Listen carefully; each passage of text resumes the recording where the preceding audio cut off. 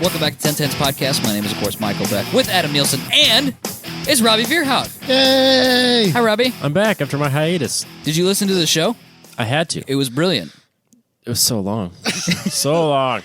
What people don't know is that, well, people know that Robbie does the YouTube channel. Yes. But normally he's in the show, obviously. So he can just, skip pieces like, yeah, they talked about this for a couple minutes, so I can just extend you guys this. went on a random tangent about Audi. So I just put the four rings up. Yeah, pull the thing across for the next 20 minutes, and then I can jump back in. Oh, yep, they're still talking. Pull it across the screen a little bit more. Unfortunately, the longest podcast we've ever done, he did not sit in on, and so he had to listen to the whole thing to edit the video. Yep, so... How long did it take you to edit the video? So you texted me, and I knew how long it was, and my first response was, motherfuckers! He was not thrilled. So then Saturday morning, I set aside, I was like, I'm going to get up, I'm going to drink some coffee. This is how I'll start my day. 3 hours later. So I pick a movie. I was like, well, it's a 2-hour podcast. I'll put Wolf of Wall Street on. That's a 3-hour movie. So then, of course, I'm watching that as I'm recording, or as I'm editing. And the movie ends, and I'm an hour and 10 minutes into it. You watched all of Wolf of Wall Street, and only because I had to find all the pictures off Spencer's Facebook. I had to go and find the random stuff that you guys were talking about. And then if once it got to a point where like, oh shit, I can't find a picture, I'd pause it and then go and find the picture. And by the time I came back, 15 minutes had passed, whatever. So I was texting you guys. I was texting Spencer, going, I need this picture. It was funny because it took way too long. At one point, he sent us a message on our thread with the three of us on there. He's like, you fuckers, this podcast is way too fucking long. I was like, damn, Robbie, why are you so pissed off? Now I know why. It took way too long. I warned you. I need to be here to control you. No, Robbie, we got great feedback about the randomness and the length. It's the best podcast ever because I wasn't on it. That's not what they said. It's not what they said. That was not verbatim. Verbatim. Hurt my feelings no, a little bit. They specifically talked about the randomness being one of their favorite things. Be more spontaneous, Robbie. Yeah. Ooh, is spontaneous Robbie a Robbie, or is that... It's a thing, I think. I've never seen that, Robbie. Rob Sponsibilities, tell people what you did over Christmas, by the way. To your body. To yourself. Yeah. Nothing, I'm fine. I'm walking normal now. Just keep No, you're not. It took... You switched legs tomorrow? on the couch. No, I'm not going to go karting tomorrow. It took him like 10 minutes to switch legs on the couch. You got one leg up on the other one for him to switch. Did you see that? He's like, ugh, like an old man. What'd you do to your ankle? He broke his ankle. I did not break it. I sprained it when I went skiing. And yes, ski boots go halfway up your leg, and they are very protective. So if you sprain your ankle skiing, it's quite an accomplishment. Yeah, it's called breaking an ankle. I didn't break it. So have you seen a doctor about your broken ankle? I can't afford that, no. No. Actually, so what happened... We'll just tell the whole story. So I went to Galena, Illinois, and skied there, and then I was... skied Wednesday night, skied most of Thursday, and Thursday afternoon, I'm feeling comfortable again on my ski blades, which are the short, fat skis. Oh, you were using those? Oh, yeah. Are they awesome? Yeah, I never fun. got to use mine. I bought them like in high school, and that was obviously when we were rollerblading a lot, so I never skied. I wasn't good at snowboarding. It made perfect sense to buy the ski blades. So I like them a lot. I got really comfortable on them because they're more forgiving than skis. I can do like the way I drag my feet like I do with rollerblading. It's more forgiving than skis would be. I have a pair I've never used. I bought a pair, fell off a roof, broke my foot, and then they showed up 2 days later. Yep. So is this... I've never seen them before. Is it like a thing? Or It's is it like just a half-length... rollerbladers? They're like a that? half-length ski. Yep. But is it specifically rollerbladers that like them? Or is it like people will do... Like, I'm just going to get some ski blades. They're kind of shunned by both snowboarding and skiing. They're not... So you're in a weird gray area? Yeah, like rollerblading. Do people call you a kook if you wear them? Probably. No, that's weird. But I was walking, before I even made it to the slopes, I was carrying them out to the hotel, and an old man looked at me and goes, well, those are weird. Mind your own business, old man. Fuck off. Perfect. That's a pretty good explanation of rollerblading as well. So Yeah, that's fair. No, I like them a lot. They're really good on ice, whereas like skis and snowboards are not. But if they're really bad in deep snow, so like the fresh powder. that makes sense. Fresh powder, everyone's like, oh, this is great. I'm like, this is awful. I'm stuck everywhere. So everyone else was having great times on the heavy stuff. And you're like, can we go to the terrain park now? Can I go back over there to the ice? Yeah. But anyways, on day 2, I was getting comfortable and I was doing ramps. Yeah. And then they had 4 ramps in a row. And on the 3rd ramp, I was going too fast and I overshot the landing and then lost my balance And then I don't know what actually happened with my right foot, but it like stuck in the ground, and I kept going and twisted my leg. I thought I broke it for sure. It's pretty gnarly bruised. Yeah, so It's pretty big. I didn't even have a yard sale and just lost everything. Everything stayed put. Skis didn't even come Nope, off? skis. I did a really good job of putting my bindings in, so Apparently. they didn't go anywhere. Wow. So I limped my way to this lift, got lifted all the way back up to the top, and then I sat in the ice for a while, contemplated whether or not I should take my skis off or take my boots off and just call it a day. Rethinking your life. And that's when everyone else had really gotten into the group. Was like, let's go skiing. All right, fuck it. So we skied for another 2.5 hours. Got talked into doing the Black Diamond. Did it. Classic Robbie. And then we got back to the hotel room, and they're like, "You're walking kind of funny." I was like, "Yeah." Took my boot off, and my ankle's at least twice as big as it's supposed to be. Jess's brother's a nurse practitioner, and his wife is a nurse, and they both were looking at it, going, "I think it's a sprain."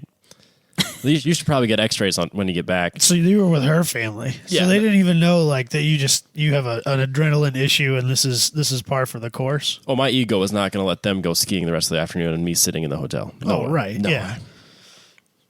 So then it's been a week, and I'm somewhat walking normal. So it's possible you like chipped something. No, it's.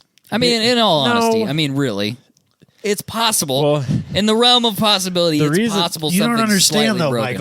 Michael. If you continue to deny it, it will It go doesn't away. happen. Yeah, okay. I did the walk it off technique.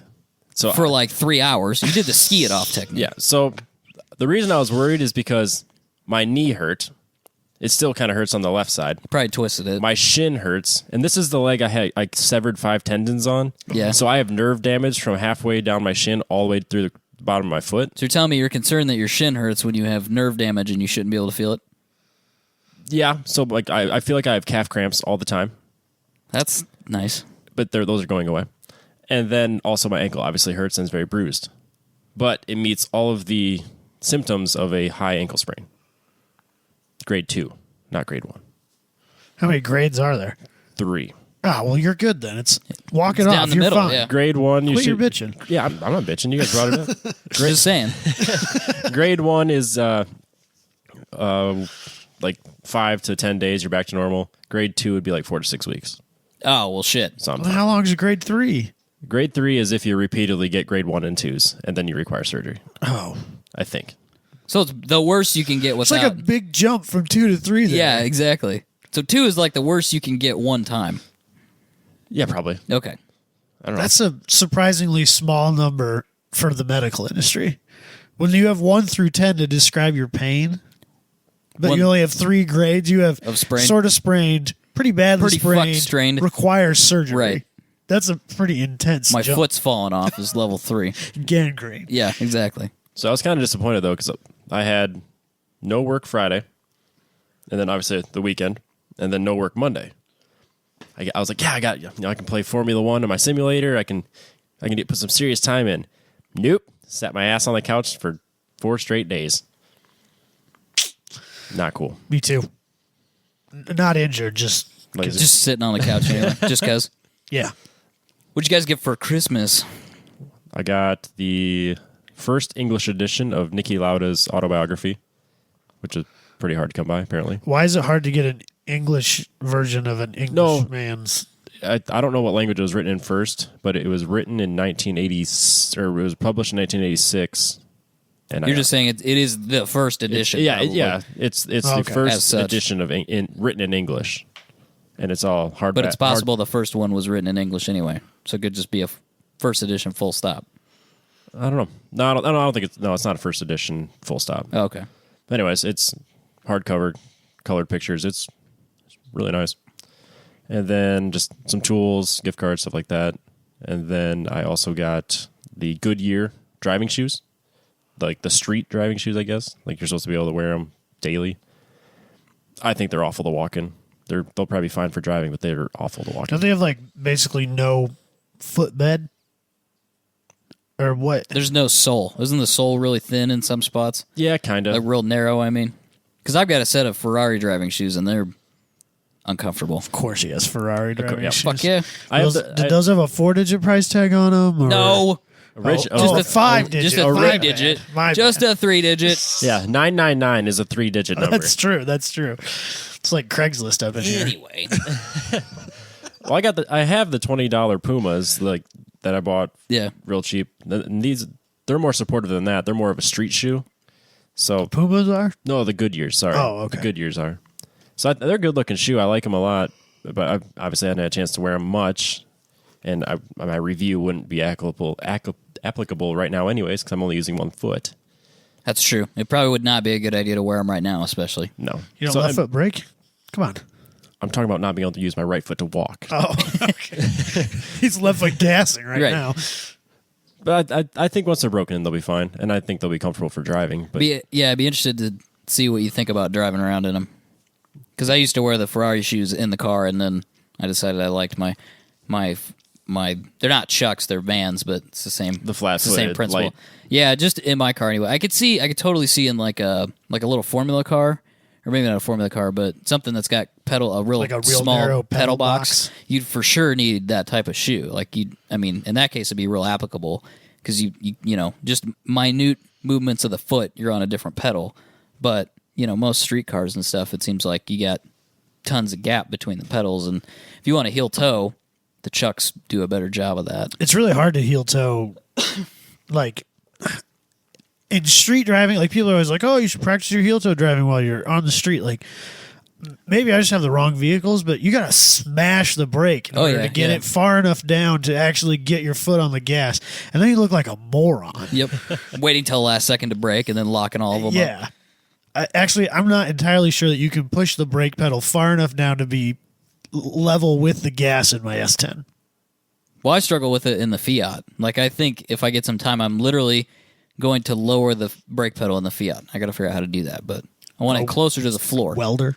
Just cut it off and weld it back on. Yeah, probably. It's probably what I'll have to do. Because it's hard. I mean, it's just the way that brake pedal just sticks way up in the air, and that gas pedal is way down there. Your gas pedal's not original, is it? You guys kind of did. No, it's a you? floor hinge gas pedal now. So I suppose. Well, I don't know if you move it forward though. It might move it down. You know what I mean?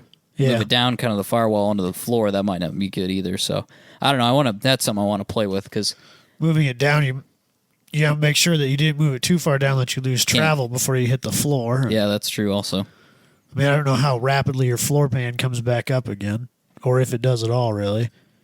Yeah. So anyway, that's something I want to play with in that car. When you start messing with pedal placements, you're messing with minor stuff, but it's kind of important. I mean, it's comfort. I mean, it is comfort. You'll be faster if you're comfortable. And it's hard to heel toe in that car. If you're going to start doing like autocross, it's what it is. You get a second, you leave it there. But if you're going to start doing track day stuff with it, Fiat, RX-7, whatever. If you're going to do those things, then heel toeing is quite important. Yeah, for sure. I mean, I suck at it. I'll flat out admit it. I can't do it, but it's not too bad in the Omni. But I still don't like doing it on the street. Yeah, I would imagine in the S10, no one had ever designed it for that. No, I don't think that was a design consideration when there was pedal placement. Exactly. The pedal placement engineer, that was not one of his concerns. Exactly. I assume that's a position within GM. Pedal placement engineer. It's probably that guy's got a business card. That's what it says. Pedal placement engineer. It's probably. I'm a PPE. No, that's personal protective equipment. Ah, damn it. I'm sure he's just part of the interiors group. Is that how that Way works? to be a fun hater, Robbie. Why can't somebody's job I want to just aspire to be placing a pedal pedals? placement engineer. I'd be like, wait, you're out of your fucking mind. You Maybe can't put more the pedals car there. companies should put more emphasis on minute things like pedal placement. I bet Alfa Romeo has a pedal placement Fuck engineer. yeah, they do. And he works 3 hours a week. And he smokes cigarettes the whole time. And while he's working, he's just standing there watching other people do things. Drinking amaretto. It's him and like a hot shoe. And a They just stand racing around. driver. And like he just gets in the car, the racing driver, and he goes, "No, it's not quite right." And he gets back out, and then the pedal placement engineer gets in there and kind of Tweaks it, things finagles it around. And then the driver gets back in. Maybe a little too much. And then they switch spots. It's just back and forth for 3 hours, and then they're done. So I'm no expert, but I feel like you don't need a single person for that job. Yes, but they're the Italians, Robbie. They can do whatever the fuck they want. They don't even change colors of their wires. It's all the same color. That's Why would because they- why they would they spent have- all their money on a pedal placement engineer. right. Now they can't buy multiple. They can only colors buy of one roll of wire at a time, and they picked bulk brown. discounts on single colors They picked brown wire for the Fiat. because it was the 70s. Yeah, and it was a good color at the time, and so that's why It made picked sense at the time. A designer, a full-blown like interior designer, picked the wiring color. All of these wires eventually go Not back an engineer, to ground a designer. brown. Right. They all carry electricity. It's all the same color. Yeah, same resistance. We're good. Right? Is that a thing? So they're all the same resistance? Resistance is futile. Did you get anything else, Robbie? No, not really. I didn't get anything automotive. I'm gonna be related. honest. The stuff I posted was my dad's. Oh, really? Aw. Yeah, that little Hot Wheels was a 70 Firebird, which is what he has. Yeah. Well, it's basically what he has. And we were just Katie and I were just walking through Hy-Vee one day, and I was like, There it is. "Oh my god!" So I bought that, and then that Gears thing. I don't know That Dad- book. Yeah. Yeah, there was a book. You're supposed to plan out your project ahead of time. It's that really bad idea because it has lots of places for prices, Right. and things. Too that many just- lines for no, numbers. It's not a good idea. Does it have little reminders in there like, did you remember all of your bolts? Stuff like that. Stuff that just you probably. I completely don't know. forget and it ruins your budget. Yeah. Did you remember this extra gasket? Right. Did you know this one particular gasket costs $150? Son of a bitch. So I got some knives. I gave myself a bunch of gifts. What did you get yourself, sir? I went crazy with the credit. Well, not the credit card, but A card. I just went crazy. So there's a guy in town selling a Sickie LS for the 240 swap headers. Oh, yeah. In Des Moines? Brand new. They are $950. Got them for $550. are they new? No, they're not new. But they look pretty good yet? Yeah, he resurfaced them. So I'm just going to put the titanium wrap on it. No fucking way. Yep. That's sweet. So I ordered some titanium wrap. Just here in town, randomly. Yep. Just he moved to Kansas City and he was on Craigslist. I'm like, Bizarre. I'll be over in 10 minutes. Bizarre. Damn. And I got a Canton oil pan ordered. Is that like the fancy baffled one? Yes. So that they have to notch the pan to clear the cross member? Yeah, or- so for if you're putting the LS in the 240, you have to have the front sump. So basically, it's flat for 3/4 of the way, and then the front is it uses the GTO oil pickup. So again, had to order the GTO oil pickup tube. Yep. And then the remote filter thing. Yep. What else did I order? Remote filters are where it's at. Yep. Well, then of 'Cause course, then you get to pick where you're going to put it, and you can put it somewhere that's not this is bullshit. this is just a spin-on adapter for Yeah. that can. Yeah. This one's different than just. A full blown remote one. Oh, yes. okay. And then I also have, then I have to have the bell housing cover to replace the part that the oil pan doesn't cover. Yep. So that added to my expense. So I'm kind of excited.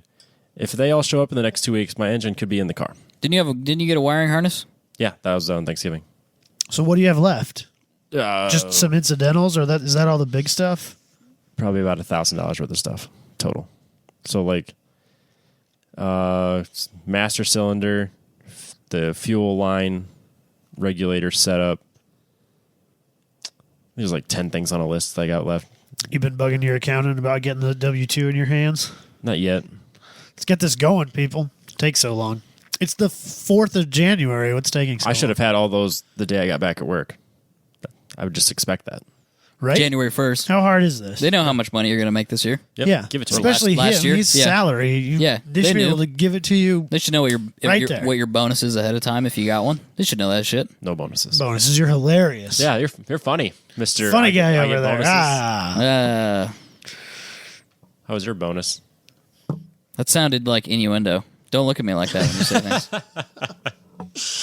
If you're talking about my car, it's in good shape. Alternator's in. I saw that. Takes a 450, a Gen 1. Wait a second. It takes a 1991 454 alternator because the hood doesn't fit. So if you have an RX-7 and you're swapping in an LT1 from a Caprice, a Firebird, or a Camaro, and you can't close the hood, you should get an alternator from a 1991 454 C4500. Where did you find that out? There just happens to be one in the garage that I work in. Just And randomly? We're just looking. No, it was in the bucket truck. So we're looking at that going. Did you pull the alternator off the bucket truck? Yes. So looking at that going, that should fit. It's got the same pulley on it. That should fit. Pulled it off. Sure enough, it fits. I'll be damned. Yep. Same belt and everything? Yep. Holy Well, right now, Bizarro. well, at least when I was doing stereo stuff, GM just made 2 alternators. They make a small case and a large case. Huh. That's it. Well, that's awesome. So that's in. Master cylinder is in. It's like halfway wired because the wiring is a fucking disaster in there. Whoever owned that car previously, it's a mess. So, but working through it. I don't think he listens. I don't think he listens either, but some of his friends might listen. The wiring is hacked in there. It's a disaster. The 240 was that way. Having too. to trace a lot of stuff, that sucks. At least we have a tracer, but it still sucks. Yeah, It's it's, a just good slow- thing you slow know going. a guy at least. Yeah, know a guy that's got all the equipment to do that. Yeah. Because you're like, find the black wire with the orange stripe, and then you find it, and you're like, is this the same black wire with the orange stripe over here on the other side of the car? And then you put the tracer on it, It's not. and back and forth, and yeah. And then like some of the wires are hacked, so they're not long enough. That's the worst thing in the whole world. So you got to put 2 splices in it. That sucks. Yeah. So anyway, it's coming along. You're going to be mad good at soldering when you're done, though. That's all I did last time I went down there. Just sat there and soldered for like 4 hours. It's so tedious. I know. So boring. I don't mind it, but it's just like, god dang, it's a lot of work. Just, you have a glow right I know now. my computer keeps getting brighter.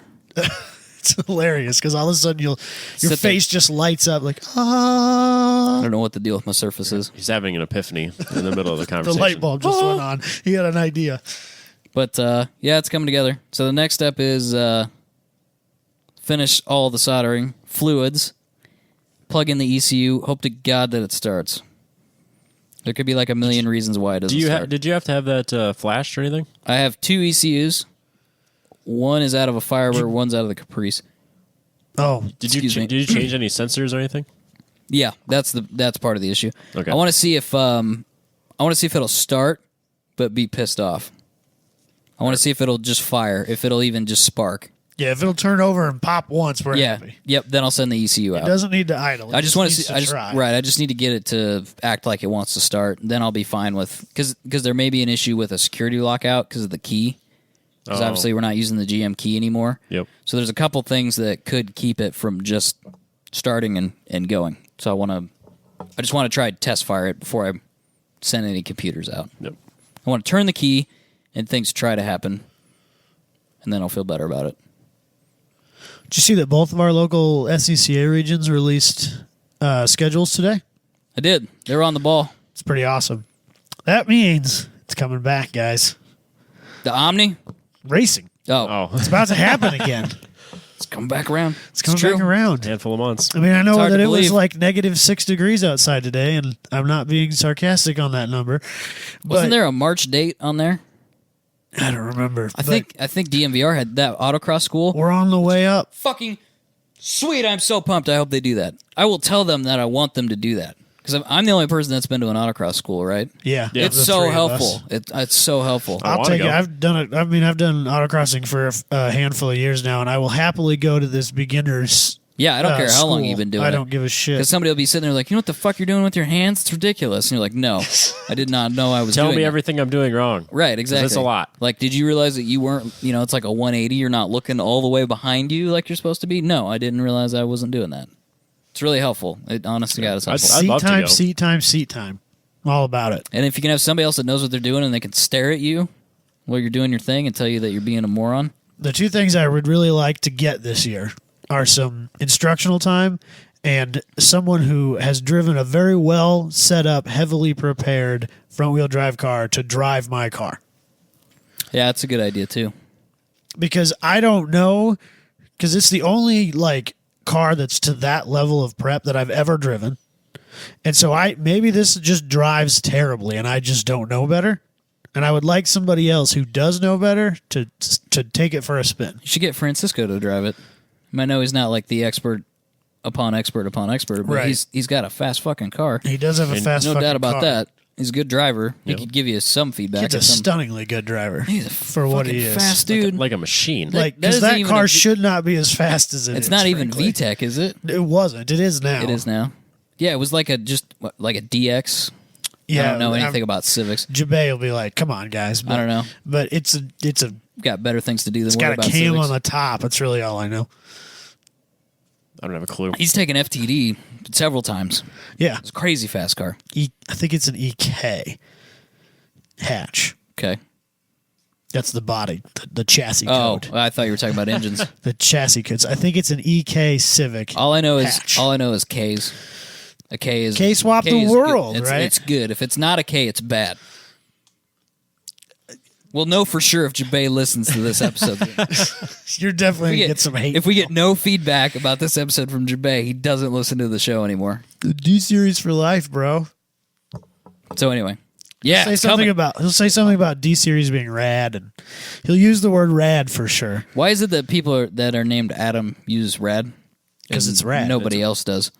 It's like an 80s thing. It's okay. I used gnarly the other day, and apparently that's wrong. Did somebody specifically say that was wrong? Yes. Don't say gnarly. You're not talking about the podcast, right? No. We kind of made fun of you for gnarly one time. You're not talking about us. No, but other people. We have. like gnarly. I I like know. gnarly. We were joking about it, but The word I don't quite follow is dank. I don't like dank sounds terrible. Sounds really bad. I like sounds like- gnarly. I love wet. Wet's great. Wet's hilarious. Wet should be used way more often. We need a shirt that says #wet on it. Sploosh. #sploosh. Oh God. Dank sounds like Dank and lit. if somebody describes something as dank, I'm like, is it okay? Is it like that Sounds that bad. Sounds bad. It sounds like it's been wet for a long time and it's gone it's bad. Icky. Yeah, it's no, gross. You don't want that. Right, exactly. Speaking of shirts, Yeah, we're gonna say this again, so you guys know we're serious. gonna shout it out again this week. If you are a designer of some kind, graphic designer, and you want to design a shirt for us, let us know. We will work out a deal with you. We are interested in adding more shirts to our store in different designs so that you can get the cool, wet, dope, and not dank shirt of your dreams. Hit us up because we want to add some more stuff to our store. Yeah. I like it. It's just that easy. We don't know what the deal is that we're going to work out yet. Yeah, there will be so. I mean, we're not. It's going to be compensation of Yeah. some kind. We don't know what it is yet, but hit us up. Maybe if you have an idea on what you think is fair for compensation, let us know. We'll talk about it. It's just that easy. Just send us a message, which can be sent to 1010s Podcast at Facebook or Instagram. Send us a DM on there. In Twitter. Twitter, you can send it to @1010s Podcast on Twitter. You can send it to us. You The can go Gmail. you can go to the Gmail, 1010s Podcast @gmail.com. Go to the website, There's a contact us page on the website. 1010spodcast.com, where you can also see the store with the dope shirts. You can't direct message on Car Throttle or Drive Tribe. You can't do that, which is stupid. So- Oh, I forgot we had a Drive Tribe. You can That's okay, because so did literally everybody the else. entire world. Nobody uses Drive Tribe anymore. It's impressive. You could also write Robbie a little message on YouTube if you would like. I'll see it. He will get in contact with you somehow. I prefer you keep it semi-private. But You can just whatever. say- you can just say, like, you oh, do you. Just say, "Hey, I want to talk to you." Like send him a message like that. Yeah, we'll figure it out. Plus, Adam's cell phone number is. Hey, whoa. Hey, whoa. I already get enough random phone calls. Today I got a phone call, and it was, since I have a work phone, Yep. my cell phone is my work phone. I answer every call I get because I don't know, you know. So I got a phone call from Farmington, Utah, which I was like, there's no way this is a thing. But I answered it, and they were like, your car's warranty needs renewed. I haven't had a warranty on Who has a warranty? I have a 15-year-old Besides car. Click. Oh, I got the best one. So AutoZone, when I first got the RX-7, like somehow, I don't know if they got the VIN number for it or something, but they sent me an email and it said, your RX-7 is ready for its 186,000 mile service. I was like, that's very presumptuous of you, AutoZone. That is not Also true. incredibly specific. Right, it was literally like 186,600 or something like that. I was like, who is this worked on? Who has this email worked on? Because you've sent the email to all these people that you've got in their cars, you know, and you sent them an email. None of them have that mileage. Holy shit, I have that mileage. Right, They're that guy bought everything. I'll be right over. That guy, there was the one guy that had that exact mileage on his car at that time, and he bought everything that was in the ad that they sent him. You know what this world needs? A charge on emails. We have to pay to send. 5 cents. Just, you know, something small and relatively insignificant. But if you're mass emailing bullshit, you're not going to do it. That'd be nice. That's what this world needs. I think there should be a do not mail list. Well, that doesn't work. I'm on the do not call list. I know it doesn't work, but this is theoretical because this would be hard to enforce. But there should be America. How much when I'm president. When I become dictator? Why? How much money is spent on mailing? Just mailing shit. Like think about how much stuff that comes to your house that you throw away. How much money is spent on that? Right, exactly. You throw away like 80% of what comes in the mail. Yeah. But and it's the other just 20% I want to throw away. It's just money. Right, exactly. But it's just think about the money that it costs to do the marketing, to print the thing, to get the paper, to set up the printer, to mail it to you, and then for you to throw it away, and then for the trash man to take it to the landfill or to the recycling center, and that should be... It's an industry, man. It is, and we know somebody that works in that industry, but I'm still going to say that there should be a do not... Rob works in that industry. He sets up printers for mass mail. Yeah. Oh. All around the country, flies around. But this shit should be illegal, dude. That's so much money. Chopping down trees and shit. Just saying. I'm not... This is us not arguing with Okay, you. I was just like, you guys are just kind of looking at me like... He's got a point. I don't know what... Car podcast. Remember that one time when we recorded a really long podcast?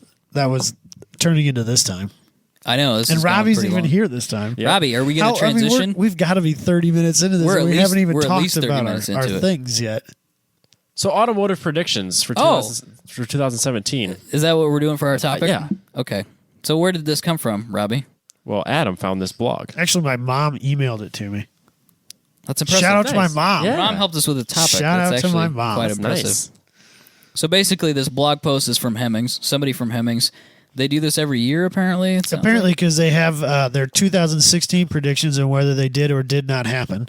And then they have a list of what they are predicting will happen for 2017. So we just want to run through what they guessed is going to happen in 2017. And then we have a few quick. of our own that we're going to talk about. Do you want to run through them, Robbie, or I've got them here? It's up to you. I don't care. I can do it. Lay them on me, Michael. All right, the first one he's got here, whoever this guy is from Hemmings, we've reached peak barn find.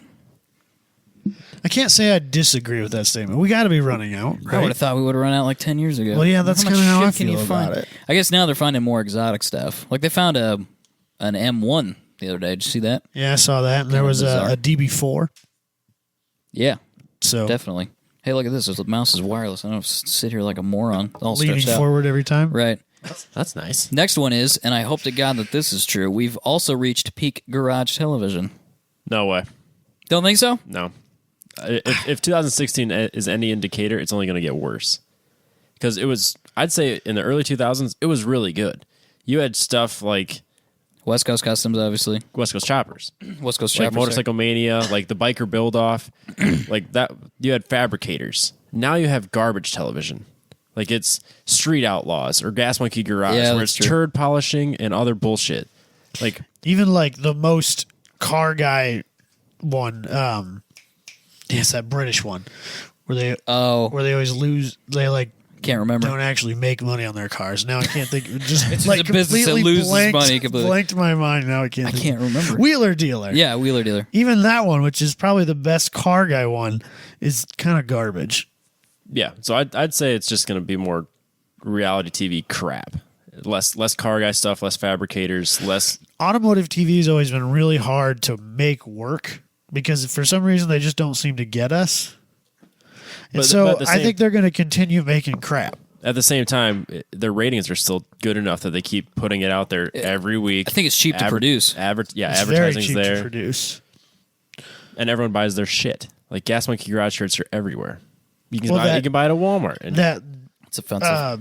Project book that my dad got for Christmas is from Stacy David's Gears, but that dude's the man. He's the real deal, and I like him. Stacy David's good. And he can keep doing shows. He's fine. Does he have a YouTube channel? I don't know. He should have a YouTube channel, I would think, if he doesn't. It's a little free advice for Stacy David in his career. We should hit him up, see if he wants to be on a podcast. Yeah. He's good stuff. Do you even know who we're talking about, Robbie? Be mad about it's a dude. I'd recognize it as soon as I saw him. I know that. Oh, yeah. That TV show, if you've ever watched like Power Block on Saturday morning, yep, he's Courtney Hanson. Yeah. Okay. He's on one of those shows. Okay, yeah, I know. Trucks I know exactly. Trucks what it was is. dope, dude. When I was a little kid, I think we talked about this. But Trucks, when they did the Copperhead C10, Yeah. fucking sick. But I liked the show that he did at Gears. I think is what he's doing now, but I don't remember if. But he built an SLC, a super light car, which is like a kind of like an Ultima GTR kit, but built in America. And he built a Cobra wrap. He's built all kinds of crazy sweet shit. Good stuff. Yeah, I like it. So Because then he always goes out and does burnouts with it. right, that's So, exactly what he does it's good in afterwards. my Straight book. burnouts. Next one is if you ever wanted a transaxle Porsche, now's the time to buy. Which this would be a front engine. So that would be Porsche. like 944s, 928s, 968s, maybe. Yeah. Yep. But yeah, yeah. he's probably. I mean, they're already on the Yeah. uptick. You should have bought them like 5 years ago. I should have bought that 944 in high school instead of the Camaro. Yeah. Yeah, it'd probably. I don't know be- if it would have made it, but you know what I mean? 10 years from now, it'd probably be worth more. I remember. Yeah, for sure. I remember when I was in like high school and shortly thereafter, you could get the. I think there was a 924 or something. There was somebody in Orange City had one that was just sitting outside of his house for dirt cheap. Like he was just basically giving it away. I think you could still get 924s for nothing. Like $5,000 924s aren't super desirable. If you could- $5,000 goes a long way. If you could, yeah, definitely, you could still get a an early pre 1987 944 for less than $5,000. That runs. There's a guy in Nevada who daily drives, like literally daily drives a 944. Is that tan brown one? No, it's red. Oh, really? Because there's another dude. He drives it through the winter. I've seen him driving it down the road in like full on blizzards. I saw a guy in Dude's Beaverdale a driving man one after my own heart. yesterday. I was like, damn, dude, it's impressive. Yeah. So you completely agree? They're going up. Yeah, Yeah. I think you should have bought one 5 years ago, but it Yeah. is what it is. Definitely not going to be buying one 5 years from now. No, definitely not. If you ever wanted, I'm trying to smash these two together because it's not exactly what this headline says. If you ever wanted a first gen Miata, now is the time to buy. If you want a clean, relatively unmolested Miata, If you want an original Miata, 5 years ago was the time to buy. well, I think it's gonna be hard to find a good, clean, not screwed with Miata that hasn't seen track days or stance life. an NA Miata, Yeah. NA. But I think just because of there's probably at this point there's got to be relatively small numbers of them comparatively to what they were manufactured. That's probably right. I have no doubt. They're probably going to be on the uptick. Just like CRXs are getting more and more expensive if you can find clean ones. 240 SXs. Integras, they're out of control. Well, that's the other thing too. The more people buy 240s and RX-7s, they're going to get the drift tax stuck on them, and then people are going to look to Miatas. Yeah, and people will drift Miatas too. I was going to transition off of that. Like for one of mine, it wasn't just going to be the Miata. I was going to say the 240s, RX-7, stuff like that. They're all going to go up in price here, like because they are going to be harder to find, especially if they're clean. Like a clean 240 SX, $8,000. God dang, it's a lot of money. It's I crazy. think the RX-7 will go up in price. The 240 will probably still seem to go up, which is crazy. But I think the 240 will always be worth more than the RX-7 because the rear suspension's better for adjustment. Yes. It's just got more adjustment capabilities than the RX-7 does. So I think the RX-7 will always be, and I'm talking FC because FD is in a completely different price That's bracket. a car of its own. Yeah, right, exactly. It's up there with Supras. And So I think, as people get tired of the 240 drift tax, they'll move to RX-7s some. I mean, people like FC RX-7s anyway, but Yep. I think preference-wise, if you're going to drift, you want a 240, and then second is RX-7. I would completely agree. Yeah. So it's never, the FC RX-7 is never going to be worth what any 240 is worth, but I think you'll see an uptick probably in both of those. Yeah, and with Miata, like this year, you think? I don't know about this year. Maybe over the next 5 years. definitely over the next 5 years. Yeah, agreeing with Robbie's statement, and also that because I could, like, if I really, really wanted another FC roller, I could probably find one for less than $1,000. Yeah, I don't think I could find a 240 roller for less than $1,000. not one you'd want to put money into. Right. Like you see a few on like the like 240 groups I follow on Facebook. You'll see them like selling for like $600, but Pretty rough. oh boy, Did 240s rust? Is that Yeah. a problem? Oh, Is it a problem? It's not like prevalent. Like it's not It's a not common. GM. It's not GM. It's not like Miatas where they rust out and They just fall can't apart. rust. Yeah. Chaz's B, NB B was- wasn't it? was like almost unsafe No, It had for rust. sure. There's no Safe. almost Far away. about it. It was unsafe. I'm surprised We all didn't- drove it. I'm surprised, and we drove it hard. I know we too. drove it on a little racetrack. it was I'm surprised one, it didn't fold in half. Yeah, it was one bad bump away from just collapsing in on us. It lived a lot of its life on a gravel road, and I think that was That's what, rough. Isn't that what did it in. That's not the one that came from Texas. The one he has No, now. the one he has now, Oh. Arkansas. Yeah, Yep. Yep. So, yeah, probably true. If you want a clean absolutely NA true. Miata, you should probably snag that. Fair enough. The success of the race of gentlemen will spawn similar vintage events. Don't really know what this is. God, Do you know I what hope this so. The race of gentlemen is like they do it on a beach, and they race like period correct cars from like pre-war period correct cars, and you're like period correct dress and all that stuff. And that's really all I know about it. And this is the I don't really care about pre-war cars. I'm not that interested in them. They all look exactly the same to me. They're I'm sorry to cool. be that guy. They're cool in their own special way. Like they were kind of neat to see at the concourse, Yeah, definitely. but at the same time, it wasn't that interesting. They literally start all looking the same to me. Because I really don't, and I don't know a damn thing about them. Yep. And it's kind of too bad that I feel that way. I feel bad about feeling that way because they're important historically, but I just don't care. The weird thing is I don't care to learn either. I have no interest in learning it. Because now I'm into I'm not into, but I follow those pages that import cars, and I'll see some random JDM thing that I've never seen from what the fuck is that? I need that in my life.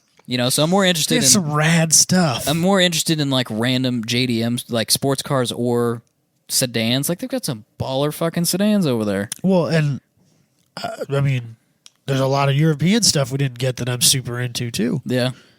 That's more interesting but the world of pre-war car, I mean, it's a million different things. There's a million different things There's lots of companies that made 10 cars and went out of business. And Yeah. now that car's worth $4 million. or you I just go don't over care. to GM or whatever, and you buy a chassis, and then you put a body on top of it, and then it's it could be a Fisher, because I think Fisher was a separate company before they got bought by GM. Yeah. So coach builders, actual legitimate coach building. Duesenbergs and Duesenbergs stuff are like sweet that. though. Yeah, I like Duesenbergs. They're cool, but I think I only really know and am interested in them because of Jay Leno. So I don't know. That one's hard to. I can't really relate to. comment on because I don't really know or care. I hope it's true. I think it's cool. I hope that not just the race of the gentlemen's continues to grow. I hope that this general idea grows. I would love to go to a race weekend where they do period correct races. Say they do Formula One races, but one group is from the 50s, and then the That next stuff kind of exists already, though. Right, There's some SVRA and stuff like that, which I would like to get to one of those. But And I would love to see that be more prevalent, so we could on a weekend just go and watch 60s era Formula One cars race, and then 20 minutes or a couple hours later do 60 eras, 70s eras. It'd be I think they do that at Monaco, but we aren't multimillionaires. So they well, don't so want I us think there. I don't know that you're going to get Formula One cars, but there's historical races at Road America, or I think they do them at Brainerd, and you'll get a lot of old Trans Am cars and old IMSA cars That and stuff's sick. and Can-Am cars and stuff like that. Of course, there's Goodwood Festival of Speed. Well, yeah, Yep. but again, we're not Millionaires. millionaires. Good. But we could go to Brainerd and watch Camaros chasing around MGs and stuff like that. Hilarious. Yeah, It's good stuff. Yeah. I did not that long ago check. Actually, I think it was because of this. I checked SVRA's Facebook page to see if they have events on their page. They don't yet. So Kurt Ernst wrote that article. If you're curious, it's on Hemmings. I'll link to it on the show notes. So the interesting thing about that is that last piece, since we don't really care about pre-war stuff that much, all that made me think of is that there's going to be a bunch of Grid Life copycat events that come out. I mean, I know Grid Life's not the end-all, be-all of most original ideas that's ever happened, because you could argue that, there's other events that preceded it.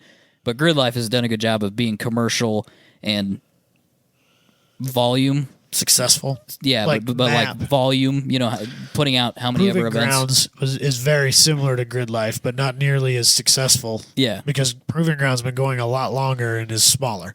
And is it Got Bill? Is that how they say it? Gotta bill. Looks like gate bill, but Gate it's bill. not. In America, it's gate bill. Yeah, I think gate it's bill. gotta bill or something like that. So, I think that's probably bigger than Grid Life. oh yeah. It's way. Oh bigger yeah, than that Grid was Life. crazy builds. But they run their they just run open track.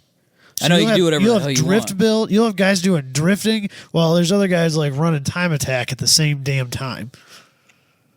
And this works. No one dies. Rob's responsibility I mean, is works doesn't not work. on board. Like, yeah, It's a relative term. no one's died. I guess that we're aware. we of. don't know that. Yeah, we don't know that for sure. Maybe somebody has died. We don't know that anyone's died. Not enough Right. people have died to get it shut down. Not enough people have died for it to get a reputation. That's good. That you'll die. Wow. So, but I think we'll see more of that type of event or some sort of weird copycat. Is that one of your? Yeah, that was kind of one of mine. That Yeah. wasn't a big one.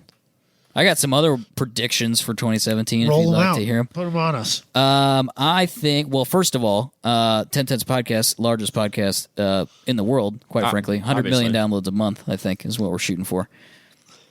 What else? This was more of a joke, but Hella Gap is going to catch on in 2017. I don't even. We haven't really talked. So, Michael and I had a bunch of really stupid ideas. This was after the whole pre-podcast. This was the whole. This wasn't this after the whole Miata thing that I happened. think it at was. Twin I think Peaks? we came up with this after the So- boost and boobs thing. Yeah. So Well, no, we- we just talked about this last week. So if you go back to last week's podcast with Spencer, listen to the whole thing about the Miatas trying to get into the Twin Peaks parking lot. Because I'm not going to rehash it. So what we noticed was these stance cars, and I think this is pretty common knowledge. They only use a very small portion of the tire. Like You a know. tenth of it. Yeah, and that wears out very quickly. But you've got brand new tread on the outside. So what we were going to do was we were going to build cars called Hella Gap, and you had mad positive camber, and the goal was to get so with Hella or with Stance and Hella Flush or whatever. The goal is to get the lip of the Inside. rim Yeah. to sit right on the inside of the fender, the lip of the fender. Yes.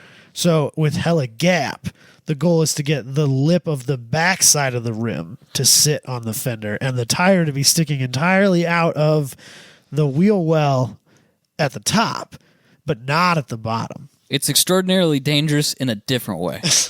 But And then you just get all the just Hella take Gap or yep. the Hella Flushes takeoffs, Yeah. free tires. free tires. Or we were thinking we were going to try to find like different length A-arms. So you buy like a kit, right? So you got one that's going to give you it's going to give you Hella Flush. Hella Flush. And then you could just swap it out real quick. You know, it's like a quick change so that the other one gives you some Hella cotter Gap. pins or yeah. something? And then Just you go real Hella easy. Gap. So when your tires wear out because you're Hella Flush, you just swap it out real quick and then you're Hella Gap. Good to and go. now you've doubled your ability. Right. You've cut down on your tire budget by 50%. And what's going to be real sick, what's really going to fucking throw off the game, Hashtag dope. hashtag dank, Oh God. This is dank for sure. This is the is- definition of is dank. when you've got guys at shows that are running Hella Flush on one side of the car and Hella Gap on the other. Shit, son.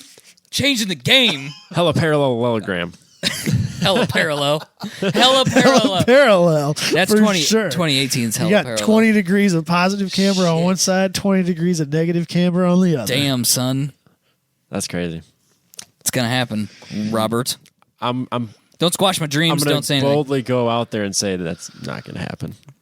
No, with that attitude. Yeah, exactly. That's what I'm Why do you saying. always Dude, squash our you dreams, say that. Robert? You say that. It's but such a good idea. you say that, but think about how stupid Hella Flush is. No, I- think about how fucking dumb Hella Flush is. And I I'm sorry. get it. Actually, I'm not that sorry if you listen to this show and you have a Hella Flush car. I'm not talking about Flush. I'm talking about Stanced. stanced, like you just stretched tires. Yeah, You got a 185 on a 10-inch wheel. Yeah. Yeah. Ooh. And you're just laying the wheels over. There was a kid in Sioux Falls who had an FRS that was Hella Flush, mad stanced, and he would pop axles out of the rear diff all the time. I just don't get it, man. What's the point? You can't even drive your car. I get like Yeah, he'd go over a railroad track and pop an axle out. That's so much work. And then you got to jack it up. Yeah. Which you can't get a jack under it. right, exactly. So how do you get it off the ground? I think he brought it to excessive, and they told him no. Just Go away. We're not going to fix that for Please you. leave. Please leave. That's a liability for them. 'Cause even if he Probably. pops the axle out again, well, you guys didn't put it in right. No. No, we your car put is it back in for you, and you car is popped it back out again. Stupid. car's stupid. Don't get me wrong. I like well-stanced cars. We talked about this last week. Yes. Again. I mean, don't get me wrong. It's cool. And I can get a like that. What was that? Was it a Honda Accord from Grid Life that had the gold VIP'd a wheels? bit. Yeah, like, and it was flush. But I think he was bagged. Yeah, probably. Bagged Yeah. or even going flush is usually a pretty good look because it's not too aggressive. It looks it's drivable, cool. Right? But then when you get literally 20 degrees, you can't look drive fucking it. stupid, and you look dumb, and it's dangerous. So anyway, Heligap's gonna come around, Robbie. Should for sure. What else? It's groundbreaking genius stuff that people come to this show for. Like Right, that, this is Robbie. It'll happen, just not on my cars. Right, well, you don't have to do it. It's fine. Robbie, you said you were never going to LS swap your 240, so never say never, Robbie. Did I really say never? Maybe I years had no, ago. I don't had know no if you ever plans. said I had that. no plans to, but then I got Never say never, Robbie. This time next year, this could be the Hella Flush, Hella Gap show. The Heligap show. I feel very confident that's not a thing. Hella Parallel show. I'm going to steal. Hard to say. I'm going to steal a bit from Hooniverse real quick because I actually really like what they were talking about. They were talking about starting Sidewall Nation, where you run like 15s with some real fucking tires on them. That's pretty funny, actually. That's awesome. I don't know if it'll be 2017, but I'm gonna go out on a limb and say some madman is going to go out on a limb and say that he's producing a hybrid swap a la LS style for old cars. Feel like it's coming. I think it might already exist. Does it exist? There was, I'll see if I can find the video because I only watched part of it and I only half paid attention to the part I did watch. But there was somebody at SEMA who had an LS with an electric motor attached to it, and it somehow ran something. You sure? Was that just what made me think of this was the hybrid Tahoe that they made for a while. Oh, doing that whole drivetrain swap? Yeah. No, this was some sort of electric motor that it looked to me like it bolted on and ran in with the serpentine system, and it Oh my God. would spin the motor when it was off or something like that. Seems like a bad idea. It's on the motor, Or you it mean? like added torque to it, or I don't. Torque, some sort of torque fill thing. Yeah, something like that. But I don't know. like I said, I only watched part of the video and I only half paid attention to what I did watch. I feel like there's a guy out there that's just crazy enough to say that he's going to do this and his company's going to fail. Now, the guy that does it 5 or 10 years from now, he might get it figured out. But there's the first guy that's hell-bent on doing a hybrid swap system for, muscle cars is not going to make it. I put a stereo system in a Suburban that some guy had diesel swapped, like the newer Suburban. Yeah. And then he had that one ended up at SEMA. I've had stereos at SEMA. It was all prefab shit. I didn't build any of it, but that's not the point.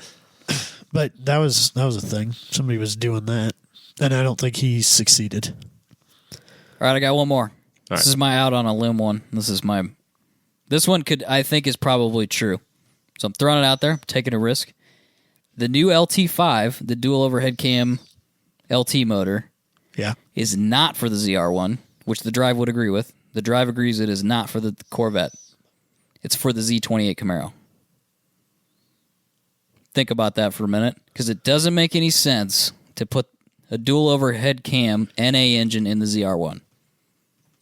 Oh, it won't be NA if it's in the ZR1. But the GM code that they had was for an NA LT1 or LT5. It's not going in the ZR1 then, Right. I think it's going in the Z28. because then it would be slower than the last generation ZR1. Exactly. Which they're not going to It doesn't do. make any sense. And everybody was like, oh, it's got to be for the ZR1 because that's what the old one was.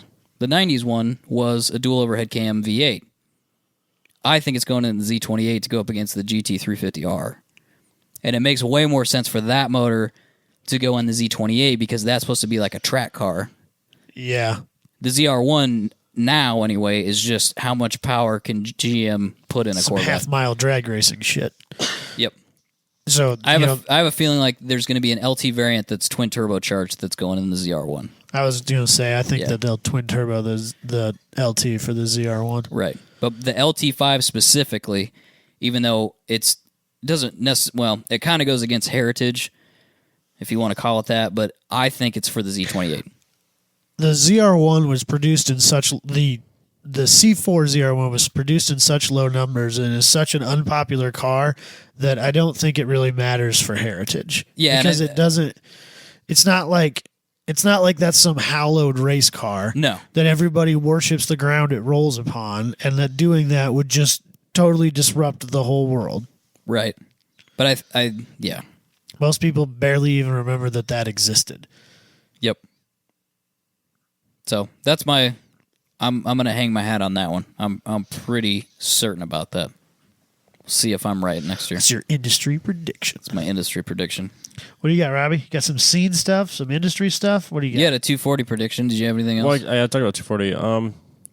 I think I probably won't be this year. I bet one of the things I expect to see is more affordable engine management systems coming out, like Fast. Probably not last year, but like a couple years back, Fast came out with the self-learning. I think your dad has. He's got the Go EFI one, which was the one that kind of came in and disrupted some things. Because if you wanted a fast EFI system from Holley, yep, you really wanted the system because we priced it. It was like $2,500 or something. Like if you really wanted to use all the bells and whistles, and you wanted the self-learning, and it was over $2,000. Yes, and the Go EFI when it came out, it was $1,000 or $1,200 depending on what you were which options you ticked, which option boxes you had. So that was way cheaper. And so now Holley has, and it should be out by now, they have $1,000 drop-on carburetor self-learning EFI system. But I don't know that they have like a standalone, like plug it into your LS self-learner. right. I don't think they have that yet, but No. I bet you're right that that's probably coming. Yeah, like Megasquirt comes out with a self-learning one. yeah, something like that. Like, well, with the new cars, everything is so integrated into the systems. Like the newer cars are going to be harder to modify. Yeah. So I think we're going to see an uptick in engine management system companies, not just AEM, Holley, stuff like that. We're going to see new companies that come out, and then we're also going to see more of the self-learning stuff. Because, like, if they came out with a self-learning SR20, you modify it or whatever, and you plug this SR20 ECU into it, and check a couple boxes, plug it in. Yep, and if that's where we're coming to, and then you take it to a tuner to fine tune it.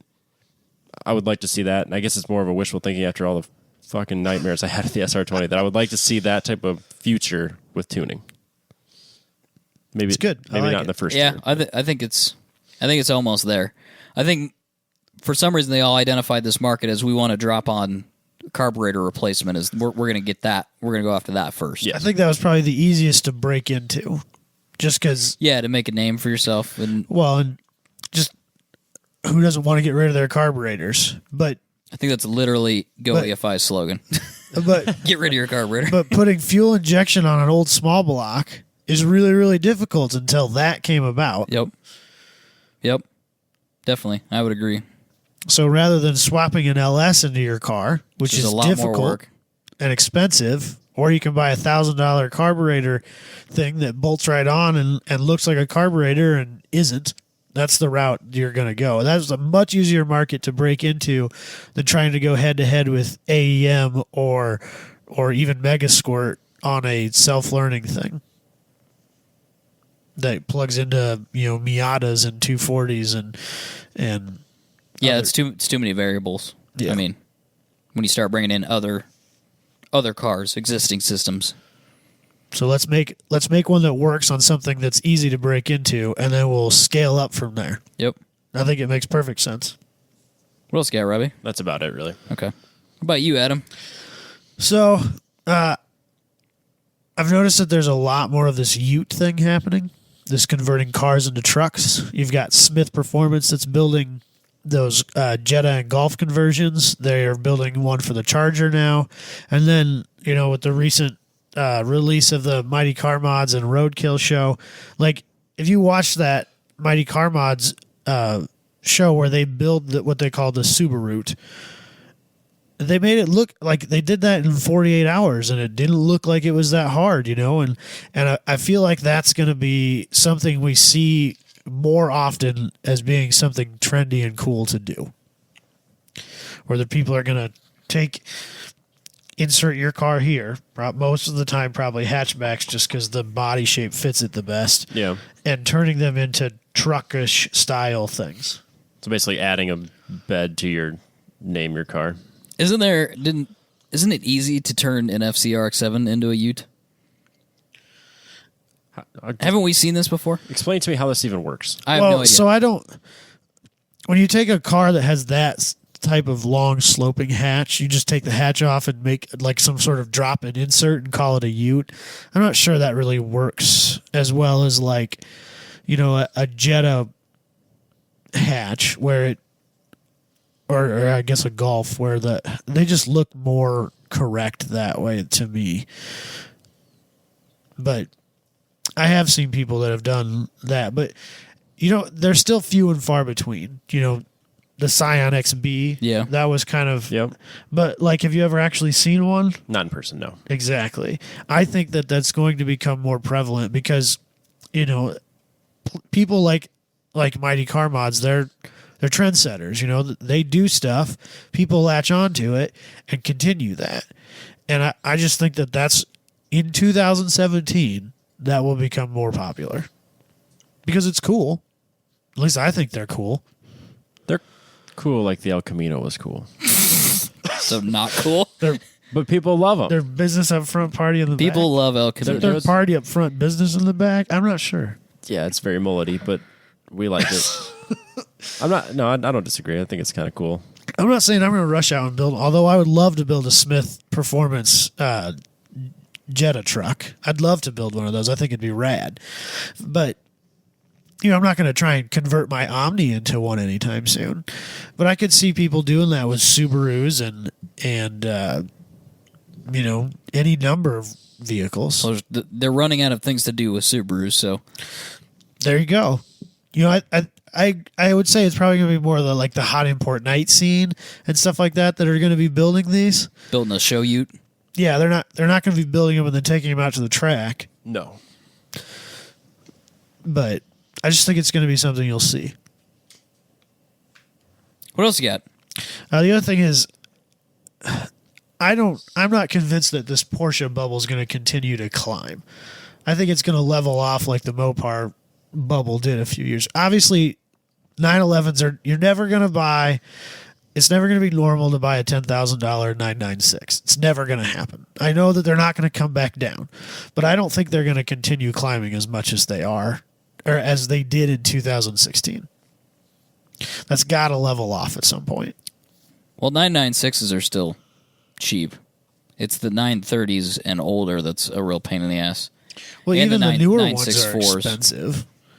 They're not. I mean, I know they're not crazy, but you're not going to buy one that's not absolutely junked for less than 20. Oh, you could buy a decent 996 for 20. Can you? Yeah, they still don't like the 996. It's still the bastard child of the Porsche lineup. Anything in before general. and after? Yeah, you can have a 997. That's a pricey car still, and a 964, which I think is the one right before the 996. That's a stupidly expensive car because I didn't make many of those. And then the 930s are stupidly expensive, and then anything before that's astronomically expensive. 996 is not air cooled. Correct. That'd be the first. Is that the first gen? I'm going to go out on a limb here and say it's the first. Oh, wait, 993. Sorry. 993 is before 996. Before 996. Robbie's over there like, I don't have a fucking clue. Robbie, look up Porsche I'm just 911. going to pull a Porsche logo. Look up across Porsche 911 964. Why do I have that number stuck in my head? 993s are crazy expensive. 930s are crazy expensive. And you want like a price? Just give me a picture of one so I can get out of my head this. This is a bad picture. That's the ass end of one, and I think that's a 930. What do we got here? Yep, that's what I was thinking of. Okay. Yeah. Yep, those are crazy expensive too. Yeah. So I think, I think everything else is going to not cool off, but not be so crazy. Like the 911R, the new one. Yeah, that's just insanity. I don't think that sort of shit is going to continue to happen. I think it was. Did you see that article from Hemmings about this new trend in people buying like special edition cars like that right after the fact, which is the whole reason why the 911R is $1 million, It's this new thing of like, it'll be collectible one day. Like everybody's had this idea that it will be the collectible one to have one day, but in the meantime, they've jacked the price up. It's not going to be 30 years from now. Well, it's all relative because and it's not going to appreciate beyond what it's at. Right. But it's all the market's all relative, right? It's all about demand. So everybody's decided that the cool thing to do is to go out and buy the limited edition car now as either new or just barely used, and it jacked all the prices up. So, you go buy a $250,000 911, now all of a sudden it's worth $1 million. So, is it not collectible then at that point if the market screwed the price up that bad? I mean, when is it when do you air quotes, when is it collectible? Apparently it's collectible when it's sitting at the dealership. Right, it's collectible immediately. But they've screwed up the market then. So if you buy a 911R for $1 million now, there's no way in hell you're going to make any money on that 5 years from now. No, it's going to be worth $500,000. Right, I couldn't imagine and that. And then 30 years from now, it might be worth 1.5. You might get your money back. But see, that's how they've screwed up the market, because everybody came in speculating, saying, oh, I'm going to buy... It probably started with like the Enzo. Like, oh, I'm going to buy an Enzo and then I'm going to sit on it. Because it's a limited edition car. It's got the owner's name on it. It's his namesake, et cetera, et cetera. I'm going to buy it and I'm going to sit on it. So then the guy that tries to buy one 3 years later, all of a sudden it's double the price. And everybody's like, hey, that's crazy. So they start doing it on all these limited edition supercars that come out, and they fucked up all the prices. Well, even non-limited edition supercars 5-10 years ago were kind of that way. Not to the extreme, but like I remember when the first gen R8 was relatively new, the waiting period was a year to get from the day you ordered to the day it showed up. It was about a year. So you could order your new R8 for, at the time it was like, 110 because this is 10 years ago.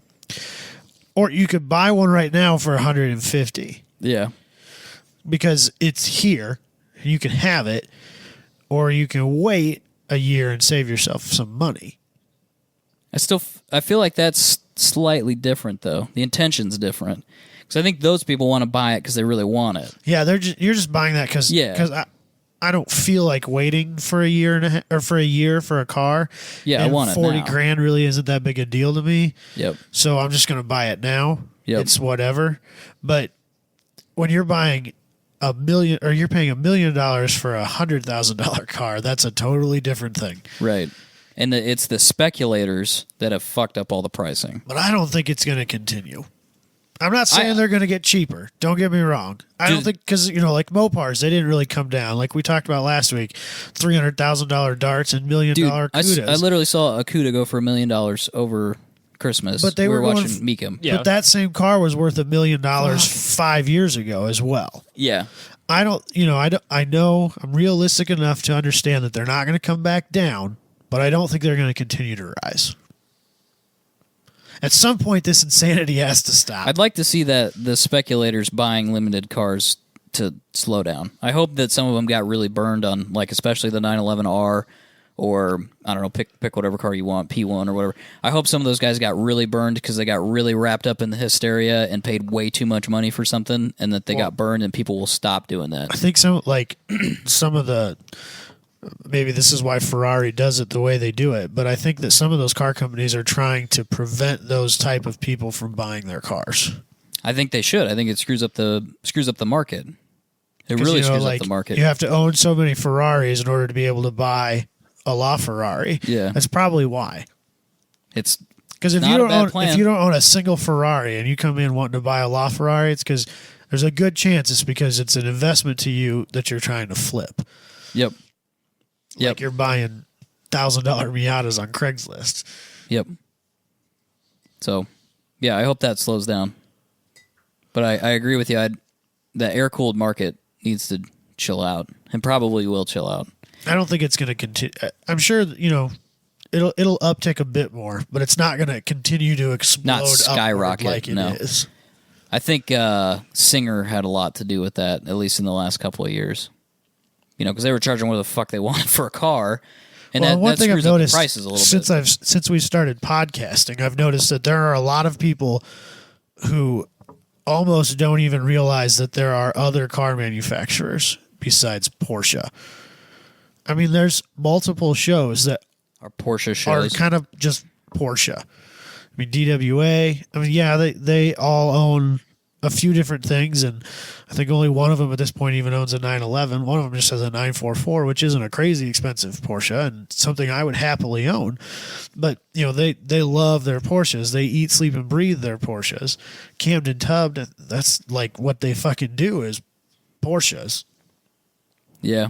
And I think there's just a lot of people, Just maybe get just hooked on inside it. of the automotive journalist world, maybe, I don't know, but they just seem to live, Yeah. eat, sleep, and breathe Porsche. And I've driven a 930 and I want a 996. I'll be honest and it's because it's the cheapest Porsche. But That's what. Bill, talking about guys in our circle. No, Oh, Lucas. That's what he has, right? yeah. Luke's got a 996 turbo. Okay. Is that an all-wheel drive car? Yeah. Are they all-wheel drive? Well, I suppose like the All of the- GT2. Okay. Is, All of the turbos, if it says turbo on it, that is a all-wheel drive car. If it says GT2, it's a turbo, but it's rear-wheel drive. if it's a GT3, It's NA, but it's rear-wheel drive, and it's like a track car. but the GT2 was just kind of a kill you car. Right. Holy flying fuck, what are we doing here? Let's just put all the power to the rear wheels. See how many people quickly we can kill. spin you into a wall. I don't want to talk shit about anybody else's podcast, but I don't get the Porsche hysteria. I mean, and like I said, I've driven a 930, and people regard that as like one of the greatest Porsche. I listen to 911s. DWA, almost every week, and I'm not saying anything bad about anybody, but I mean, I just think I've noticed it more since I've started doing and listening to the podcasts regularly. That it seems like there's just a lot of people who walk or who just don't even realize that there's anything but Porsches out there. Right. And it was like a checkbox moment for me when I drove the 930. Oh yeah, And I wasn't disappointed, but I wasn't like, this changed my life. Like now all I'm going to do is save up to buy a 930. I'm not sure that there's very many cars out there that would be like, okay, this is going to change the entire course of my automotive life from here forward because this is what I'm going to do. There's too many cars I'm way too interested in driving or playing with to ever like imagine that done. This is it. I'm done. Plus, I also have this idea, which might be wrong, but like as good as a 930, 911 is stock, I feel like you could build a C5 that would handle better, that would be more communicative, that would be obviously be way more powerful if you wanted it to be. But it's like, a 930 is great, but could I build a car that's better, that maybe I have more fun with, or I enjoy more, or is more me for less money? Yeah, I probably could. So then I get hung up on like, why would I spend all the money? I'd much rather the build a 911. car that's me than buy a car that is just it. That said, if I had the money, I would buy a Singer in a heartbeat. I think if I was in that tax bracket, I'd probably be buying stuff from Icon, Oh, I'd have one of those. not a Singer. I'd go to Icon first. Okay, if they said you have to choose one first, I would stop at Singer first. Yeah, Because if I every was, time I'm on their Instagram account and I see a picture of the interior of one of those things, I'm like, God damn it, that's nice. they are really cool. I'm like, not man. taking anything away from them. I just So much craftsmanship going on there. yeah. It's insane. But Icon's that way too, though. I mean, they just don't get as much press. I think I'd take an Icon. And an Icon's like half the price. Maybe not half, but close. Really, Singers are that? Oh, they're up at like $400,000 now. Oh damn. It's crazy. It's crazy. This is where I step in and tell you that we turned our podcast into a Porsche podcast and we need to move on. Man, it's a fun hater. It's a fun hater. I have nothing to say about Porsche, so I'm just sitting here waiting for you to finish. I was really waiting when Robbie was going to chime in and be I like, had "Dude, you guys nothing- have been talking for so long." I have nothing to say about When is this Porsches gonna stop? at all. I'm sorry. I've never driven one. I've never ridden in one. I just don't care. We need to get him in a Porsche. We need to get you in Lucas's Porsche. That would be nice. See if he he's can get down. hooked on it. He's down. Yeah, sure. Absolutely. Let's do the news, Robbie. What do we have for news? We'll start this with an Italian company makes a racing simulator that costs $12,000 a day to rent. Goddamn, it's expensive. Fucking crazy. So is this like what Formula One guys use to train? Then That's exactly what it is. This is Okay. a Moog simulator. It's I think this one specifically, I looked for a while and could not find an exact price on this specific one. They wouldn't give a price. The drive said they wouldn't give him a price. Nope. It's very, very similar, if not almost identical to the setup that Ferrari did for their Formula One team in 2010. It's also a Moog setup. It's almost the same idea, if not identical, and that was $5 million. Oh, man, that's a lot of money. And then they said that they use these, like you can, like there's only like a handful of tracks you can go on, but it's so accurate. It's like the equivalent of what a wind tunnel does for aerodynamics. This is what like suspension setups and everything else, like where you can dial in your car to within. Oh, it's that level of simulator. Yes. This isn't just putting a driver in a car and No. cranking out laps. Supposedly, they say it's you can change whatever you want to in the setup of your car in a 100% controlled environment. I don't know if I believe that 100%, but that's what they say. For $5 million, that programming's got to be. Yeah, and they bet you they say they laser scan every track that's on there. They actually laser scan the surface so they know exactly where, like, all the bumps are, dips, a lot camber of the changes, all that stuff. simulation level racing games that I can buy for my PlayStation have done that. It's not the same. It's not the same. Like you're not gonna feel every brick. No, the quality's not the on same, the but they're laser scanning those. Yeah, absolutely. But yeah, they're laser scanning to. I'm just going to use photography, 300 dots per inch, and this $5 million machine's got to be doing like 1,200 dots per inch or like a 10,000. You know what I mean? Like it's got to be just. It said they can generate 2 Gs out of it. Yep. And the guy that was in the simulator said this is not fun. He's like, I'm not having fun in here. But even if this isn't like spot on 100% perfect like they say it is, it's probably 90% of the way there. And if I can be 90% of the way to having the perfect suspension setup before I even show up for testing, that is money saved. That's huge in Formula One world. The really interesting thing about this is I was thinking about it is, okay, so you set up your suspension perfectly for this now perfect scenario, but now the world's not perfect either. No. So now you got to go the other way. It's like, okay, so now I got to think about all the things that could be different on that What's changed since they It's- laser scanned it? The track could change since they scanned it, or it's like 5 degrees colder, or, it's slightly damp. The humidity is 80% that day or whatever. Well, I'll bet you they can account for some of that in this simulator. But like, say, especially a street circuit, like Monaco. It's probably one of them because that's their target market. They showed that in the video, actually. That guy was on Monaco. That's a street most of the year. Yeah. Which means that people drive on it, which means that things change. Yeah, and you can't just drive it whenever you want to. No. You can't go out and schedule Monaco. No. So, it's going to be hard to accurately reproduce that. Yeah, so for that, the specific case, it's the best thing that you have. But even still, I only got 70% of the way there. It's still better than 0% of the way there before I showed up for the first day. Yeah, for sure. Definitely. I am surprised that people are willing to spend $12,000 a day. It's just a day. It's just a day. Why wouldn't you invest?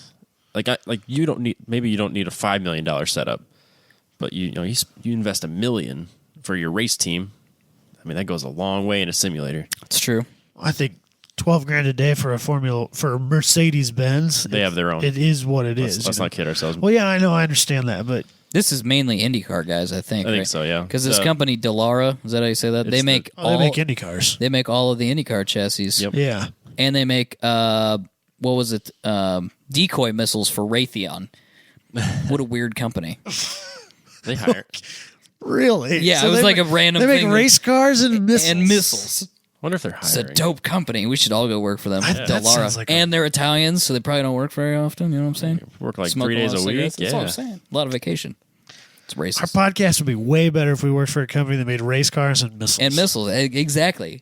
We could just call it the Race Car and Missile Podcast, and we would have 1 million downloads based on the name alone. Yeah, because there's a huge group of people.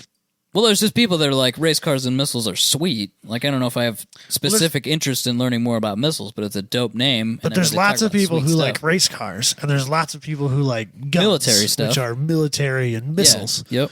I mean, that's two large groups of people. That's true. So next year, we should try to go work for Dallara, and we'll change the name of our podcast. I'm into it. I'll update my my LinkedIn account tonight. What else we got, Robbie? Dodge wants to be back in NASCAR, but it may be extremely difficult. Sergio news. Yes. Sergio more was talking, and he said some things he may or may not regret. I guess we'll find out. But he said in a press conference of some kind that he wants to rejoin NASCAR. This is kind of surprising to me from an Italian. That's why I wonder if he was just saying random shit. He said supposedly he was talking to the VP of NASCAR when he said this, but sometimes I wonder if he just talks nonsense. Or most of the time he talks nonsense, but He was talking to the VP of NASCAR when he said that Dodge wants to join NASCAR. No, he was talking the night before with the he VP said of NASCAR. when the question was asked, he said, "In fact, I have been talking to the VP of NASCAR just this week." It's like, that's an interesting coincidence. Sounds made up. I'd like to believe it. It's weird to me that Dodge isn't in NASCAR, because to me, American racing, as much as I don't like to admit it, people think of NASCAR. What's another American racing name that they think of? It's Dodge Brothers. Dodge has a great heritage of NASCAR racing. Yeah, exactly. It goes hand in hand. A lot better than Toyota. Yeah, it's true. I still don't 60s, understand 70s. why Toyota's in NASCAR, frankly. Get people to buy Tundras. Yep. Sounds backwards, but so that It works. people will like their trucks, basically. Yeah. Work. I guess. But we shall see, because apparently nobody has rejoined NASCAR ever, which kind of makes sense. Yep. Dodge has really been putting a lot of money into advertising and being involved in things. It'd be good advertising, I suppose. Yeah. Is it good advertising? I mean, it's not like, I think we're still kind of hung up on the idea of it actually being a stock car. You know what I mean? Yeah, see that? Race on Sunday, sell on Monday. They put a sticker on that body, and now it says Dodge on it. Right. That's all it really is. It's nothing to do with Dodge. It made perfect sense in the 60s and the 70s, and probably before that, but in my mind, that's like when peak NASCAR NASCAR for exists. me. Yeah, is exactly. you'd watch NASCAR and you would see a Plymouth Daytona, or so, I don't know, pick something. Yeah. It doesn't matter. You'd see it on NASCAR. You could watch NASCAR on Sunday and it was racing. And then you could literally go down the street to the dealership on Monday and buy it. And that was the whole marketing thing of race on Sunday, sell on Monday. You could literally go buy that car. That's what the racing world needs to get back to. That's what NASCAR should be. Yes. I don't care how expensive it is. That's what all racing series, except open wheel cars, should be. Because the sweet thing about it is they had specific rules about the performance parts they could put on their cars, which means they had to be available in the dealer catalog. Homologation. Yeah, so if they put it on their car, and I don't know the rules, so don't quote me, but if they put it on their car, the public had to be able to buy it. So you could literally go into the Dodge showroom and say, I want a Roadrunner, and I want these parts out of the Dodge, the Mopar performance catalog, and I want you to install them, and I want a 500 horsepower Roadrunner when I leave here. You could do that. That continued That's on cool. into the 80s because you could buy all of, you could go to a Dodge dealership and buy basically the full-on racing IMSA engine that they used in their Daytonas and drop it into your Omni in 1987. That's what we should be doing. We don't need a Hellcat. I'll go out there on a limb and say it. We don't need a fucking Hellcat. What we need is it needs to be a Challenger. It needs to be an actual Challenger. It needs to race in NASCAR, and everything that they use, I want to be able to buy. Why not? I don't see why not at all. That'd be a very interesting racing series to me. And it's just cool. That's then the way advertisements cooler. would make sense. Right. As an advertising campaign, it's much more effective than putting some stickers on the same car that everybody else has. Let's start a racing series. How hard can it be? And a Couldn't manufacturer. Couldn't that just be one day of NASCAR? They do a whole weekend of racing. Why couldn't Friday night be actual stock car. racing with those old school rules? Because the one of the issues they were talking about is they don't know if Dodge can procure an engine builder. Yeah, because there's That only solves that a problem. handful of them. That solves that problem I was right gonna there. say, Dodge builds engines. Right, but I understand what they're saying, but it's just dumb to me. I didn't understand it either. It's like, let's be honest, it's not the most sophisticated engine. We're not asking you to build an F1 car engine. No. We're asking you to build a V8, which you make. a push rod V8. Right. Wait, no, that's truck series. It's still push rods. No, these are for sure push rods. Okay. These were just carbureted up until 2011 or something. Yep. It can't be that hard. People build Nope. engines. I know a guy. Yeah, exactly. You could. They're only 800 horsepower, aren't they? How about Carl's will build one for you? Right, only in air quotes, but it's an 800 horsepower small block. That's not that difficult. Not one that spins 9 or 10,000 RPM. that you get to throw away after every race. Yeah, I don't think they have rules like Formula One about how many engines they get per season or anything. If they do, they don't really talk about it. But anyway, they should just avoid all those issues and just have real stock car racing again. I'm with you. Yep. Fixed. Much more interesting. We fixed NASCAR. What's next, Robbie? It's like the third time we fixed NASCAR. I know. They never listen to us. They need a halftime show with monster trucks. Yep. And they need to race real cars. Monster Energy, for God's sake. And they need to race real cars and real trucks. Ooh, that would be interesting also. Fuck yeah, that'd be sweet. Real interesting truck. You got to lower them and slam them. And ooh, think about how sweet it would be if you could go down to your dealership and buy a NASCAR modified Edition Tundra. Yeah. Yeah, think about that. That'd be sweet. See, they don't ask us these questions, Robbie. How cool would that be? They absolutely should. You show up at Iowa Event Center for a DMVR event, and some dude rolls in his NASCAR Edition Tundra. You let him race. You do let him race. It'd be sweet. Yeah. Call us up, NASCAR. Find us on our Maybe website, we need to call them up. 1010podcast.com. We need to call them up. We will fix the whole racing I'm going series. to tag them in this post this week. They'll for sure hit us up after Absolutely. that. We fix NASCAR. What's next, Robbie? Our favorite car in the whole wide world is for sale. Robbie, I don't like your attitude. It's terrible. Robbie, why are you such a downer? What's the car that's for sale? Negative You're Robbie's just being back so in negative. action. All right, so the Testarossa from Miami Vice is for sale again for the 5th time in 2 years. It's really exciting. Where are they selling it now? Barrett Jackson? No, it's in, No reserve, Barrett Jackson. Hell yeah, they're going to sell it this time. Well, yeah, I'd hope so for no reserve. It's that whole thing again of like the wife told him he had to sell it, and so he put it on eBay for literally $1.75 million. It's a $100,000 car I tried to sell for $1.7 million. Yeah, so Haggerty, the collector car insurance company, estimates that the 86 Testarossa is roughly worth $136,000. And this guy's asking $1.7 million. Now I can see, famous cars, movie cars, TV show cars bringing a bit of a premium, A little bit. but not 17 times. It's not even like $200,000 total price, You know what I mean? I don't think it's worth $200,000. No. I think it's probably worth what a good Testarossa is worth. Assuming this is a good Testarossa, It's and a been good Testarossa is worth 136. I would say you should be happy if you get 150 for it. Yeah, I'd take 150. It's been modified.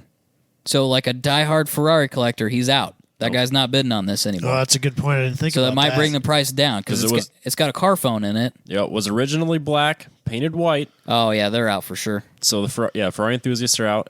It does only have 16,000 miles. The engine was pulled and did the major Ferrari overhaul thing, and that was done 8,000 miles ago.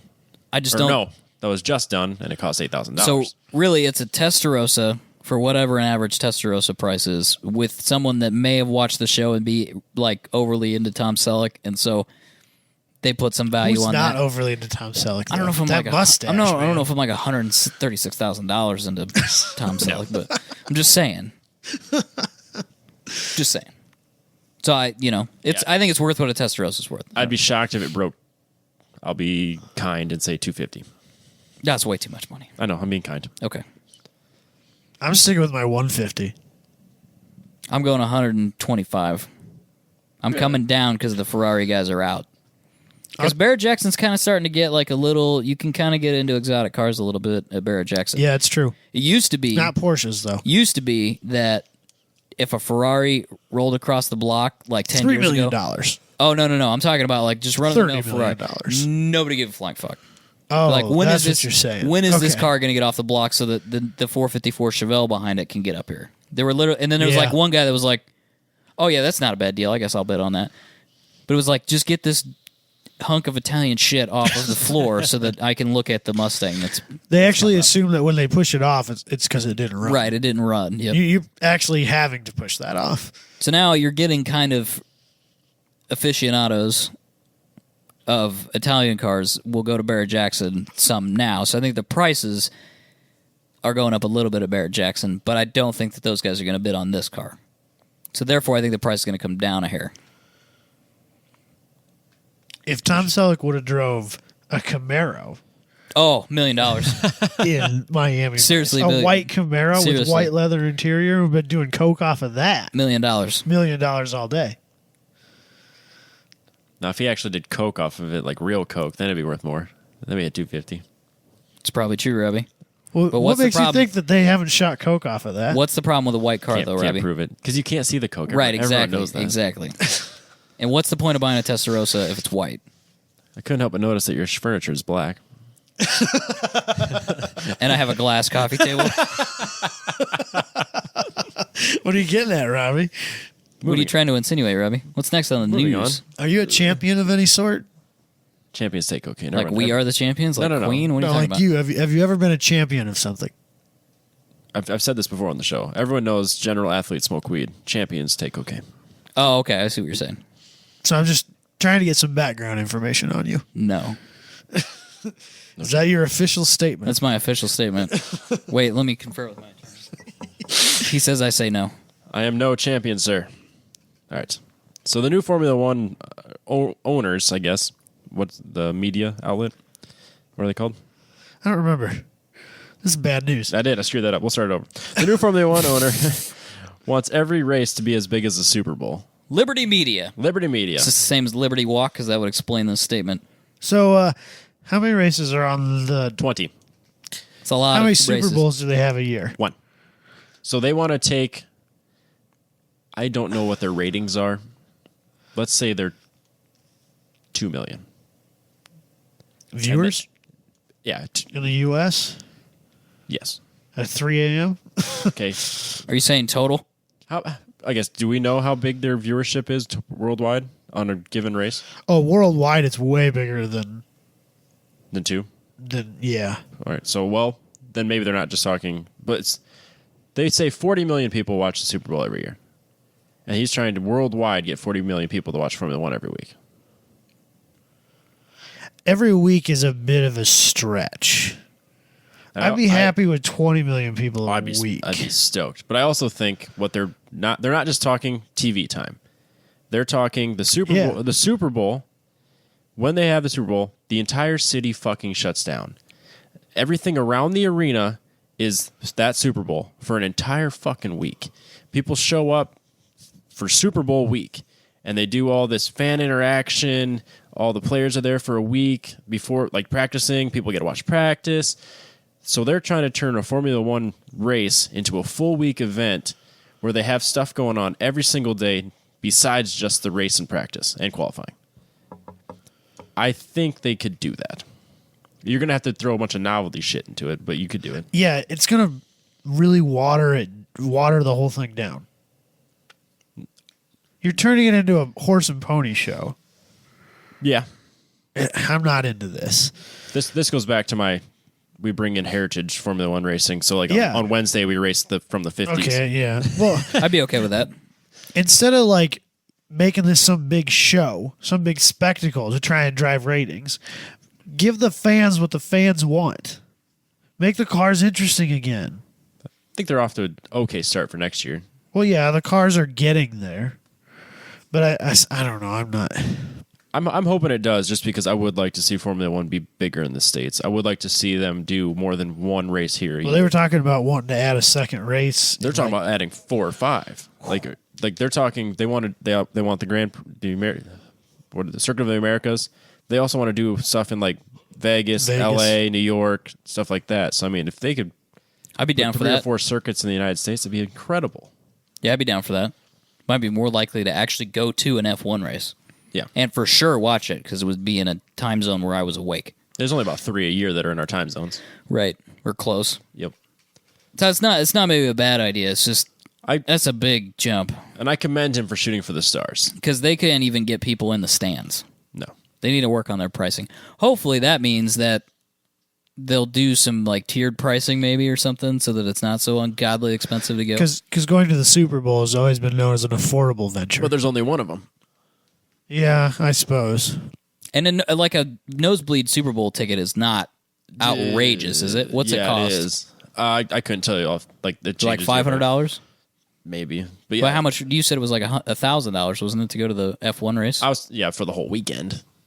I'm again like you had. So if you had a weekend of Formula One racing, I'd say it'd be close to, I don't know, 1,000. But yeah, I don't know what. But if they had 4 or 5 events a year in the United States, then all of those ticket pricings are going to come down. Because the reason the Super Bowl is so expensive is because there's one Super just get Bowl. one. And it's your And the reason that championship. the race in Austin is so expensive is because it's your only opportunity to watch it here. But if Austin wants $1,000, now screw you, Austin. I'll go to Vegas for $5. So then they're gonna. It's it's Well, competition. it's all run by the same people, so there's not really competition per se. But if you're going to have more races, you probably can't charge quite so much. I don't know. There's a lot of logistical stuff that they're going to have to work out. The other thing is, the Super Bowl is as big as it is because they can charge almost whatever they want for commercial time. Yes. And F1, especially in the United States, does not have that pull where you can just say, you want 30 seconds, it's $1 million. You know, when you're getting $1 million for a 30-second spot, you can think it's more than you that can throw money at whatever it's insane. You can throw money at whatever you want. And Sky's the limit as to what you want to do with the event because you got all that revenue coming in. yeah, and I understand Formula One is kind of like your prestigious racing. You get sponsored by like companies like Rolex or Tag Heuer. Am I saying that wrong? Tag Heuer. Tag Heuer. Tag Heuer. Warriors. Hoyer. Whatever. Whore? What? I'll never. Yeah, I'll, Hoyer. I'll never own one. It's fine. Okay. Anyways, but you get Is that what that is? That's an Omega. Oh, okay. And what's that one? That's an Omega Speedmaster. Oh, those are both Omegas. Let's not worry about it. What do you got on your wrist, Rob? What are you wearing, Robbie? just an Amatron thing. That's what I wear. It to What is work. it? It's a really cheap one. I wear to work because it gets all scuffed up. I have a cell phone. Tells me what time it's 8:50. I'm wearing my Accutron. But anyways, back to my point. You get companies like Rolex that are sponsoring Formula One. They need to bring in more generalized advertisements, like Coca-Cola, something like that, where people are going to be like, "Oh, they sponsor Formula One. That's the Formula One edition Coke. I'm going to buy that one." You know, just something to get the general public to watch it because no one's relating to. Oh man, I gotta get that new Rolex. Yeah. I agree. You got to bring it down here. Just a little bit. Take a page out of NASCAR's book. Monster Energy. Why isn't Red Bull their title sponsor? Maybe Red Bull could be like their American title sponsor, They need to be. which doesn't really make sense because Red Bull's European. a European company. But That's fine. you can compete head to head with NASCAR though. It's the same vein. And come out on top. Red Bull's going to have to do something in America. I think they are. Yeah. Yeah, for sure. What's up next, Robert? And we'll finish this off with Ford is going to build a hybrid Mustang and for F-150s by 2020. The F-150 doesn't really surprise me, and Chevy's already tried to do it. But the Mustang, it's a bold move. I like it.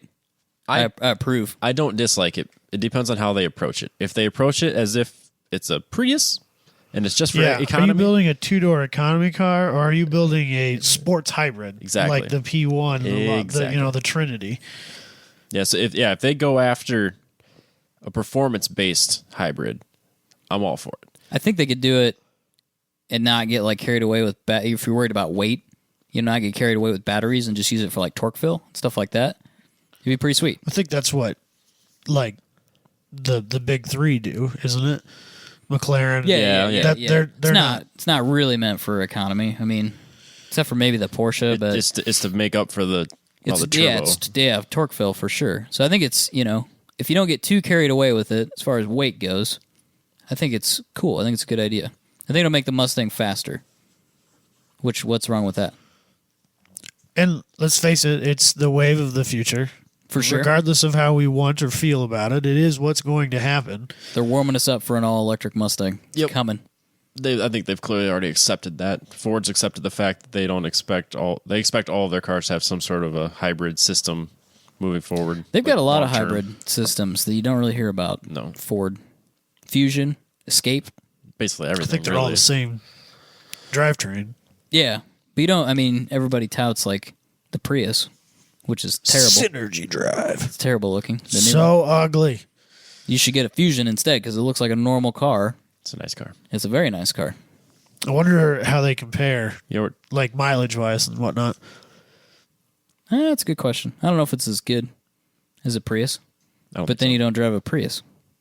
exactly. I would take that trade off. But I think the flip side of it is some people want everybody else to know that they drive a hybrid, so they buy a Prius. Because buying the Fusion, although it's a much better car and a much better looking car, not everybody knows you drive a hybrid, and that bothers them.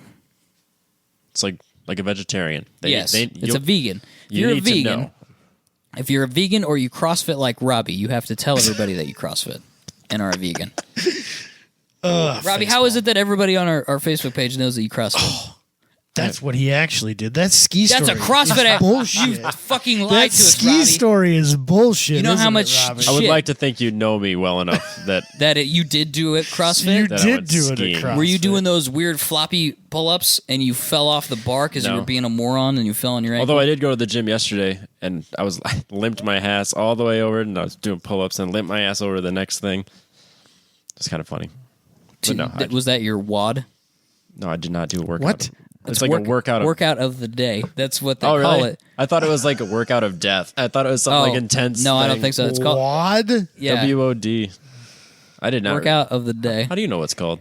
Because I heard people using it. Oh. WOD. I'm like, what are you wadding in your workout? Like, that doesn't sound good. Did you get a WOD? Like, what does that mean? Like, seriously, like it's not the most appropriate word to use. It's a weird thing to say. Kind of like wet? to just be throwing it out there on your Facebook page. How's like, your WOD? Well, like you're saying stuff like my instructor's WOD. Like that's the first part of the sentence. You're like, whoa, wait a second. Let's investigate what's going on here. Slow your roll a little bit. Don't share that with everybody. Put periods in there so people know that's like... They do, don't they? No. No, just capital letters. Yeah. So anyway, Robbie's WOD was intense, and he He broke sprained his ankle. Yep. Broke his ankle, yeah. He Not broke his entirely ankle sure with it's his WOD. sprained, but he can say what he wants. Thanks. CrossFit King. Hell yeah. Good work, Robbie. Are we done now? I think we are done. Did you have anything else? No, Anybody not think of anymore. anything else? You should go to 10tenspodcast.com. Hit up that store. Also, if you're a graphic designer person, hit us up somewhere on Seriously, all of those please, social we media suck at places. these things. We're not very good at. We have some ideas we would like to share with you, or if you have ideas that you would like to share with us, just hit us up. If there was a shirt design that you would buy if we made it, you let us know, and we'll figure out something. ran into my mic stand with my fancy water. I apologize. Well, at least Is that your Gerolsteiner? It is Gerolsteiner. Gerolsteiner. It's sparkling natural mineral water, Robbie. It's such a... that's nice. That's fancy. Also, if It's you get delicious a and hydrating. if any How of much our does that cost? Like This per bottle, I think it's $2.50 a bottle. Fuck Or me. $2 a bottle. is it sparkling at least? It is sparkling. That's good. Does it give you a reach around when it's done? Now, where are you going to get a $2.50 reach around? And you don't want it. Right, exactly. That's what I'm saying. If you can get a reach on for $2, You say no. You walk You away. say no, sir. It's too good to be true. and It you will just- be no, That's sir. what I'm saying. Like, no, thank you, sir. I am done here. And then you leave. Are you okay with ending the podcast like this, Robbie? Please. If any of our listeners want to congratulate Adam for making it through a whole podcast without shutting his mic off, make sure you do so on I've Facebook. been very careful not to touch it. Way to go, Adam. Proud of you. I think it... I'm sad. I really like this mic. This It's mic and I dying. have been through a lot. It's dying. Let's wrap this B up. Yo, catch you guys next week. Peace. Hashtag sploosh.